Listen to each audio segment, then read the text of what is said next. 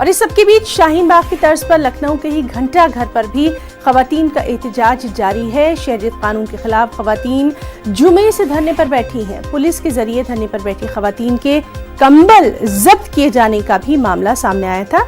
खवातीन का यहाँ मुतालबा यही है कि हुकूमत शहरियत कानून को फौरी वापस ले।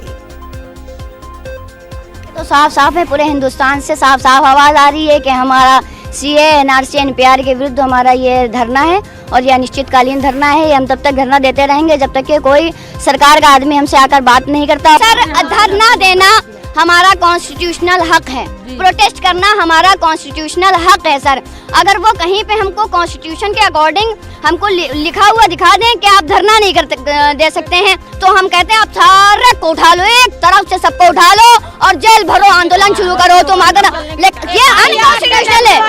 हम लोग एफआईआर से डरने वाले नहीं है, जेल से डरने वाले नहीं, गोलियों से डरने वाले लोग नहीं। तो हम फुल्ली मेंटली प्रिपेयर्ड होकर के यहाँ आए हैं कि गवर्नमेंट ने जो पूरे इंडिया में औरतों पे बच्चों पे जुल्म ढाया है, जो भी जुल्म ढाया है वो जुल्म मेरे ऊपर भी ढाया जाएगा। तो एक एफआईआर नहीं, 50,000 एफआईआर ये करा लेंगे, इनकी जेलें कम पड़ जाएंगी। हम जेल जाने के लिए तैयार हैं। प्रॉब्लम है, रात में लेडीज जगती है, यहाँ पे वॉशरूम एक तो काफी दूर पब्लिक, वो 5-5 रुपए लेते हैं और दूसरे ताला लगा दिया था और यहाँ पे लाइटें बंद करी जाती है। और देखिए हम लोग इतने खुले में बैठते हैं, कम्बल भी पुलिस उठा ले गई थी हम लोगों को इस तरह।